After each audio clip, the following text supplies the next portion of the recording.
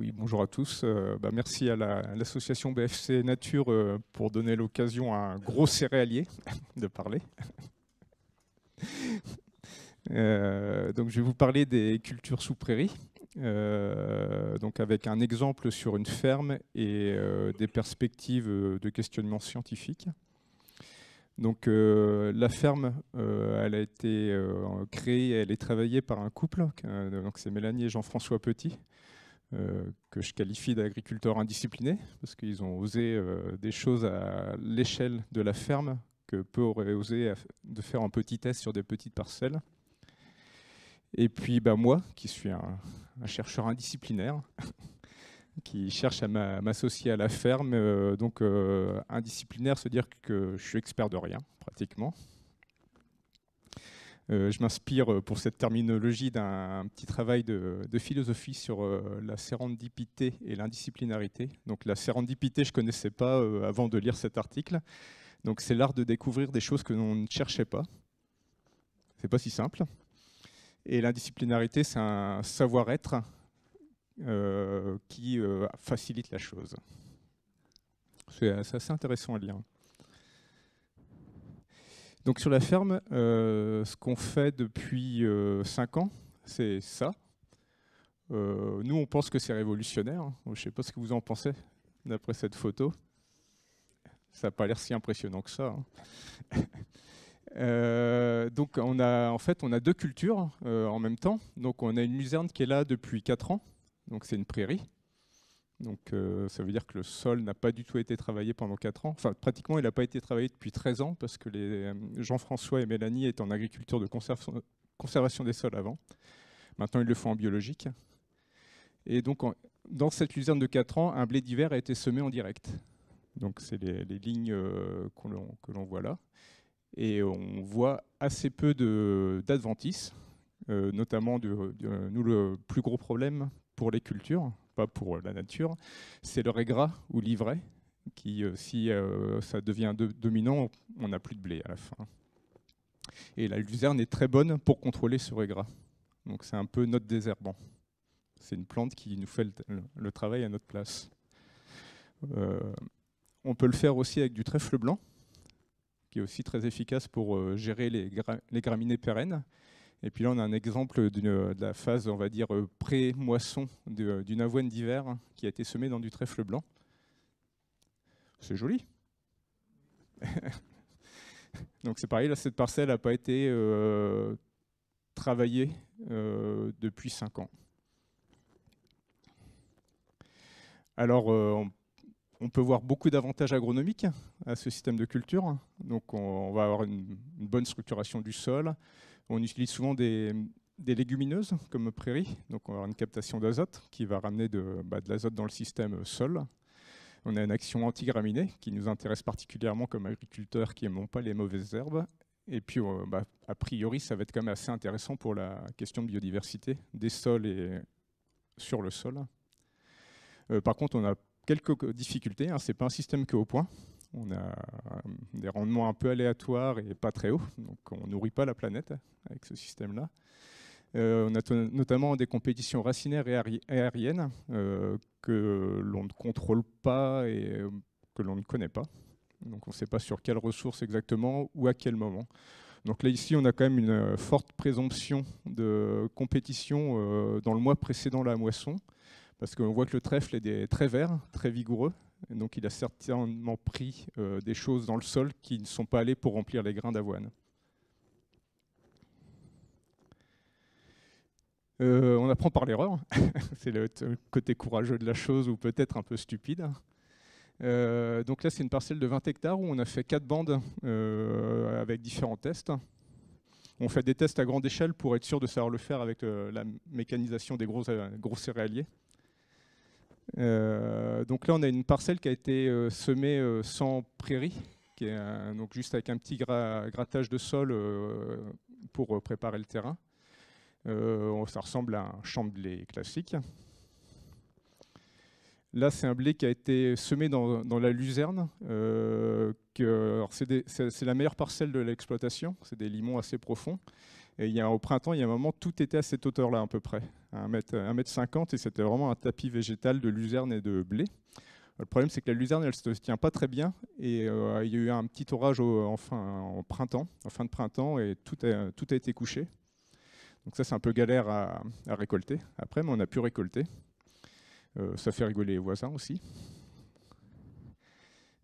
Là, on a un échec. Donc, on avait tenté un petit épeautre dans cette même luzerne. Le petit épeautre n'a jamais réussi à passer. Les voisins ne l'ont pas vu, ça, c'est bien. Et là, on a une avoine qui a bien réussi. Elle a réussi à tenir au relevé, et on a atteint une production de 3 tonnes par hectare, donc sans aucun intrant. C'est quand même pas mal. On fera mieux avec des apports de fientes de volaille ou d'engrais, bien sûr, mais là, c'est seulement le sol qui a donné les nutriments et la possibilité d'atteindre cette culture.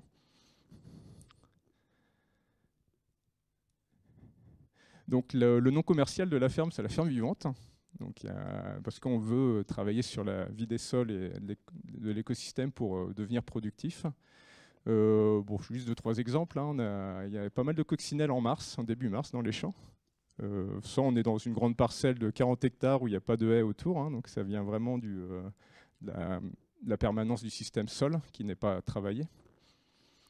Après, je ne suis pas du tout écologue, je n'aurais pas d'interprétation haute. Je ne sais pas si c'est bien ou pas d'avoir des coccinelles début mars, mais nous, on trouvait ça bien. On fait aussi, dans le point de vue vivant, il y a le côté société. Donc il y a Pierre Curmy qui était venu nous faire une animation sur les sols, sur la ferme. Donc il nous a, notamment, on a fait un trou dans le sol, donc on a un peu travaillé le sol pour le coup. Et il a pu nous faire une super explication sur le profil de sol. Donc là on voit, il nous montrait bien la semelle de labour qui était toujours présente 15 ans après le dernier labour. On voyait aussi assez clairement une petite compaction en surface qui était ce petit gratouillage qu'on effectuait pour pouvoir semer avant les blés. Donc ça, tout ça c'était présent, alors que ça fait 5 ans que la parcelle n'a reçu aucun travail de sol. Donc là, c'est une parcelle de trèfle blanc avec de l'avoine. Donc c'était au printemps et c'est encore tout vert. On a reçu aussi on reçoit aussi des journées techniques. Donc là, il y a une journée qui a été organisée en début juin avec l'association Agrophile et les autres paris, où il y a 40 personnes qui sont venues, donc pas mal d'agriculteurs. Il y avait des agriculteurs conventionnels, des bio. Ça a été très constructif. Heureusement, il n'y avait pas de médias pour nous mettre les uns contre les autres. Bon, là, dans cette parcelle-là, c'est une parcelle de petit épeautre. Alors, bon, les agriculteurs étaient un peu dubitatifs de la réussite de la culture.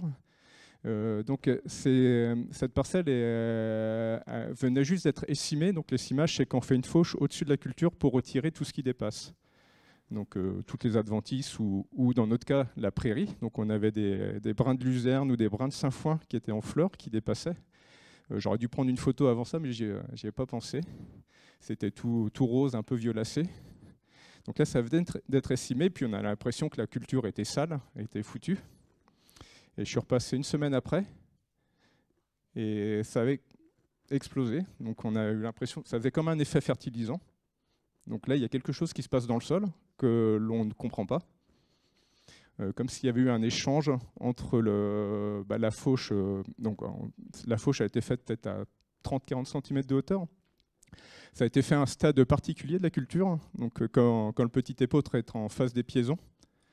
Mélanie et Jean-François m'ont dit que c'est comme ça que ça marche. Donc eux, ils l'ont fait de manière un peu artistique. Ils ont vu que ils l'ont fait, ça a marché. Et maintenant, ils n'ont plus de surprise là-dessus. Donc, et ça nous a fait une belle culture de petit épeautre avec un rendement correct, on va dire, pour les conditions de 0 intrant.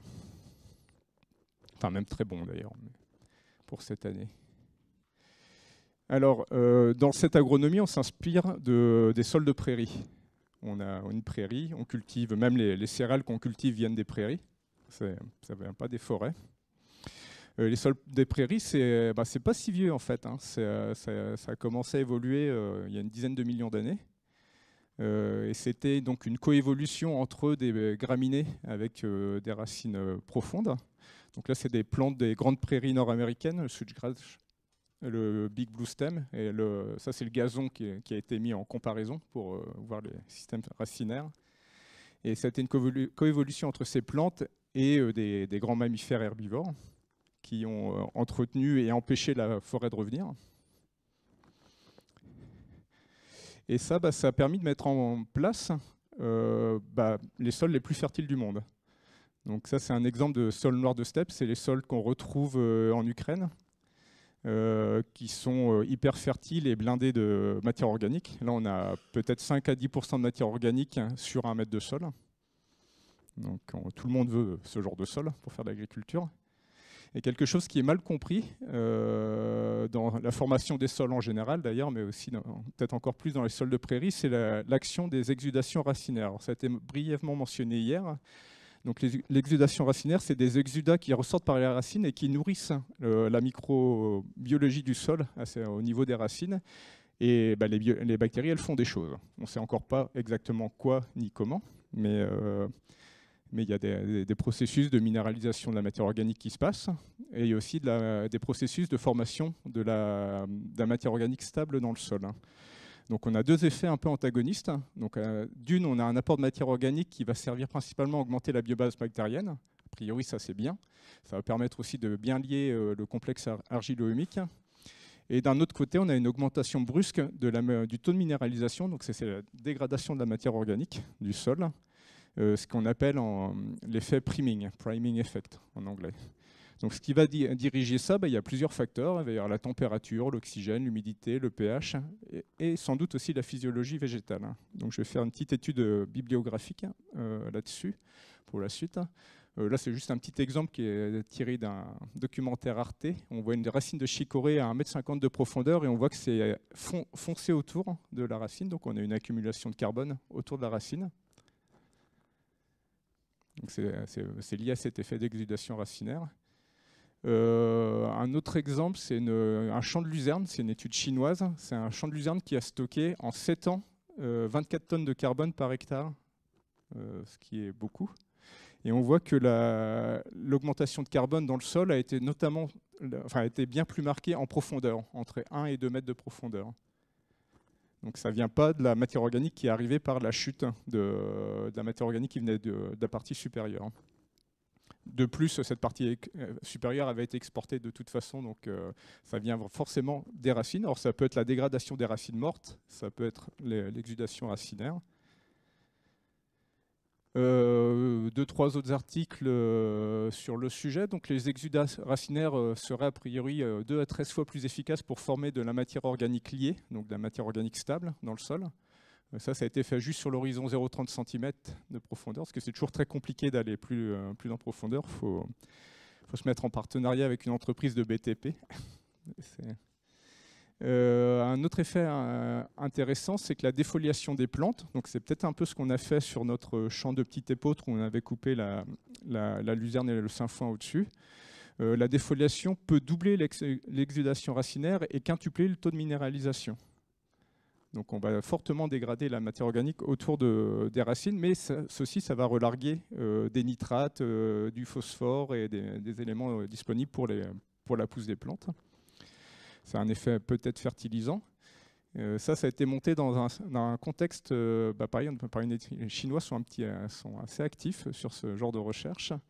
Et donc ils ont mesuré un effet fertilisant du broyage de l'herbe sous un verger. Donc si on broie l'herbe au 1er juin, on voit qu'on a donc déjà une forte augmentation de la biomasse bactérienne dans le sol et aussi une augmentation du taux de nitrate dans l'eau contenue dans le sol. Donc c'est un effet fertilisant. Et c'est court, hein, c'est sur des échelles de quelques jours. Donc est-ce que les arbres du verger ont capté cet azote? C'est une autre question. Mais voilà. Et si on fait la même fauche au 20 juillet, donc on a un stade physiologique de la prairie qui est différent, c'est pas le même résultat. Donc il y a certainement des questionnements là-dessus. Alors, est-ce que ça marche, ces grandes théories de culture sur prairies vivantes? Je vais faire un petit détour par l'Australie, parce qu'il y a des exemples qui ont commencé il y a 30 ans là-bas. Ils ont déjà eu des contraintes environnementales bien avant nous. C'est l'exemple, notamment, un exemple assez connu, est celui de Colin Zeiss, qui a reçu quelques travaux de recherche sur sa ferme. Donc là, on voit une culture d'orge dans une prairie permanente. Donc il y a une trentaine d'espèces végétales différentes dans la prairie. L'avantage, c'est qu'il a un gros avantage sur nous, c'est que lui, ses prairies naturelles sont faites de plantes à photosynthèse C4.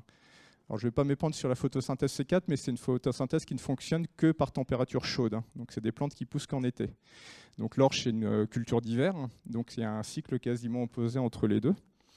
Ça a été mesuré sur la biomasse produite. Donc, on voit que l'orge produit beaucoup autour de la fin d'hiver australien. Alors, on est en Australie, hein. L'hiver, c'est juillet-août. Alors qu'on voit que une des plantes de la prairie, le red grass, en photosynthèse C4, lui produit beaucoup pendant l'été. Donc on est en opposition de cycle. Ce système, en 30 ans, lui a permis de passer de 43 tonnes de carbone par hectare à 103 tonnes de carbone par hectare. Donc il est passé de sols que l'on peut qualifier de pas très bons, qui ne font pas rêver, à des sols sur 60 cm qui sont devenus bruns. Donc ça donne un peu d'espérance même de voir ça. Donc il y a beaucoup d'autres avantages agronomiques sur la disponibilité des nutriments, du calcium. Son pH est même remonté de 0,8, ce qui est pas mal quand on parle d'une acidité de 5,2. Alors ces rendements sans intrants sont à 65% des rendements conventionnels avec engrais chimiques. Par contre, il est plus rentable parce qu'il a beaucoup moins de charges, comme il n'a pas d'intrants. C'est un autre modèle économique qu'on a aussi sur la ferme de Mélanie et Jean-François. Un petit détail, mais qui a son importance, c'est que lui, il prépare ses semis pas avec du broyage ou de la fauche, mais avec 2 pâturages rapprochés. Il a un grand troupeau ovin et il fait un surpâturage contrôlé pour préparer le terrain.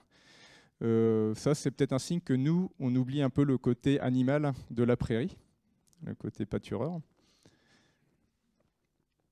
Donc, je vais juste terminer sur ce qu'on pense développer dans la suite, sur la ferme. Donc, on veut augmenter la diversité des prairies. Donc, ce petit épeautre, en fait, il a été cultivé sur une prairie mixte composée de luzerne, de sainfoin, de trèfle blanc et de lotier. Donc, on a déjà 4 espèces différentes, plus le blé. Le blé est une espèce aussi du système prairie, dans ce cadre-là. Ça, c'est une étude de 2019 qui montrait que si on avait plus de 12 espèces de plantes différentes, on augmentait par 200% le taux de séquestration de carbone dans le sol. On cherche à gagner notre vie. Donc on a une certification carbone avec l'entreprise Régénération, qui n'est pas une certification carbone de compensation carbone. C'est l'investissement dans l'agriculture du futur. C'est ça qui nous a plu et c'est un engagement sur 10 ans. C'est à relativement long terme, ce qui est important pour tout ce qui a trait au sol. Nous, on aimerait bien que les collectivités territoriales se posent des questions sur les paiements pour services environnementaux. On serait moteur pour être acteur du développement de tels systèmes de financement pour services environnementaux. Il y a d'autres agriculteurs qui le seraient aussi dans le coin. Et puis ça c'est un peu plus moyen terme parce qu'on est des céréaliers et pas des éleveurs, donc ça nous fait un peu peur l'élevage, mais on voudrait développer le pâturage sur nos parcelles, sachant qu'on a, après la moisson, on a 200 hectares de luzerne qui actuellement ne sont juste broyés, donc ça fait pleurer des éleveurs qui n'ont pas assez de foin. Là on avait reçu pendant 2 ans un éleveur du Jura qui était venu pâturer pendant l'hiver nos parcelles. Et pour tous ces développements, le problème, c'est qu'il n'y a jamais eu d'analyse de fait sur les développements de la ferme, donc on n'a pas vraiment le nord. On a besoin d'une boussole, en gros. Donc ça, c'est la recherche et développement qui peut nous la donner. Et donc, ça, on aimerait bien nouer des partenariats techniques ou avec la recherche pour développer ces approches-là, notamment sur les questionnements agronomiques, donc sur la gestion technique des cultures, les choix variétaux. Thématiques de recherche pourraient être le cyclage des nutriments, l'écologie des sols, l'écophysiologie végétale, parce qu'on a besoin d'écophysiologie végétale pour comprendre les cycles de culture et comment ça interagit avec la prairie. Et puis aussi sur le modèle économique, parce qu'on est dans un modèle économique où on dépense sur pas grand-chose. Donc ça pourrait être intéressant de l'étudier pour le rendre diffusable. Et qui, quoi, quel moyen. Voilà, si vous avez des idées ou des suggestions, on est preneur. Je mets mon email rapidement là pendant les questions et où je peux vous leur donner après, quand vous voulez.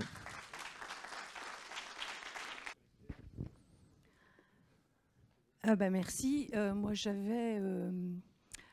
j'avais plusieurs questions et remarques. Je vais essayer d'aller vite pour ne pas mobiliser la parole. D'abord, je voudrais savoir où elle est, votre ferme dans l'Yonne. Ah oui, je me suis dit, hier, je me suis dit, il ne faut pas que j'oublie de le préciser. C'est dans le Nord-Yonne, donc c'est sur la commune de Bagnols. C'est à la limite entre le Grand Est et la Bourgogne-Franche. Près de Sens, alors. Près de Sens, oui, c'est dans la Champagne sénonaise pour la zone naturelle. Ouais. Ok, merci.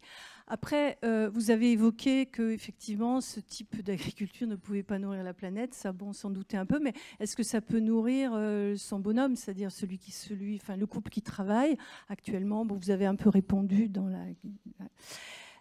la remarque que je voudrais faire, c'est par rapport, vous avez évoqué l'effet rhizosphère, c'est-à-dire avec les exsudats racinaires. Et puis vous avez aussi évoqué le priming effect, enfin l'effet priming. Est-ce que vous avez étudié, parce qu'il y a eu des travaux là-dessus, parce qu'on sait que les vers de terre, par leur activité, stimulent l'activité microbienne du sol, notamment au niveau des galeries, enfin c'est par rapport à... Et il y a aussi un effet priming par rapport aux vers de terre. Enfin, c'est juste une remarque. Voilà, vous pouvez me... Oui, alors du coup, la ferme, elle fonctionne économiquement, sinon elle se serait déjà cassé la gueule, pour répondre. C'est une ferme qui ne vit que de ses productions et des aides PAC, comme tout agriculteur. Donc c'est pour ça que ça serait intéressant d'étudier le modèle économique, parce que pour un comptable agricole, c'est pas très lisible, on va dire. Il y a 325 hectares, ouais, donc on est vraiment dans le cadre gros céréalier. Ouais.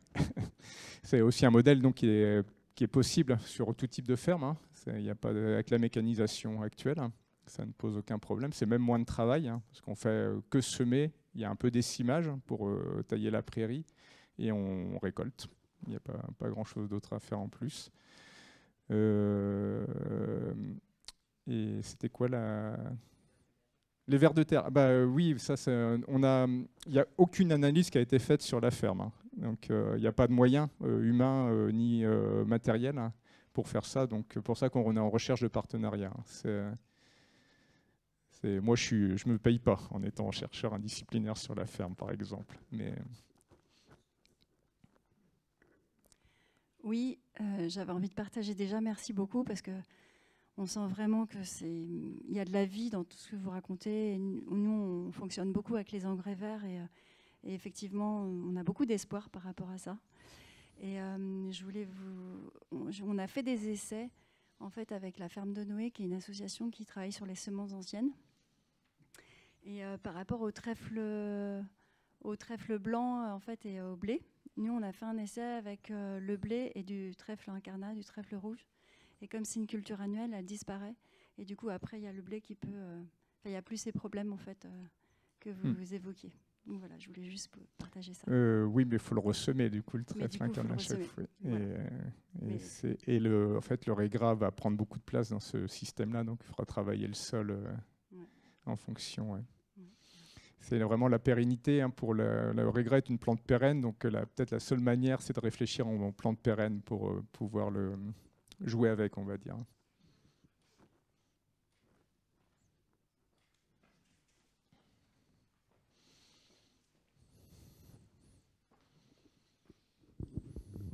D'abord, une question de curiosité. Comment vous avez fauché avant la récolte de votre petit épeautre? Le petit épeautre faisait que 30 cm de hauteur, oui. Et on a un système d'essimeuse qui fait 12 mètres de large. C'est des disques qui tournent très coupants, il faut faire attention, il ne faut pas jouer avec. C'est pour ça que je voulais avoir... Et ça existe même avec des récolteurs de graines pour éviter que les graines d'adventice retombent sur le sol.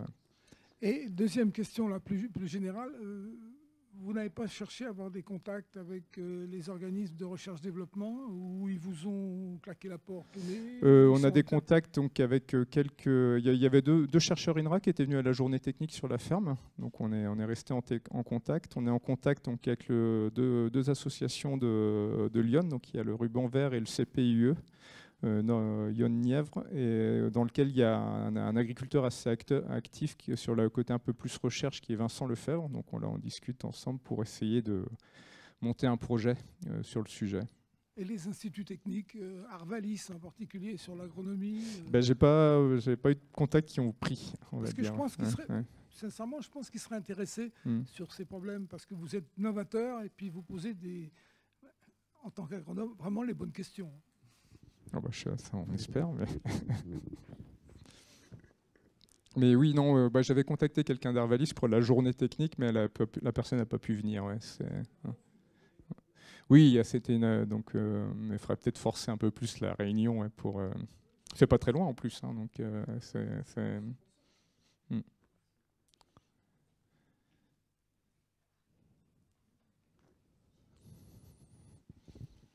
Il me semble que l'agence de l'eau Rhône-Méditerranée avait lancé un soutien pour des pratiques respectueuses vis-à-vis de la qualité des eaux, puisque c'était l'agence de l'eau.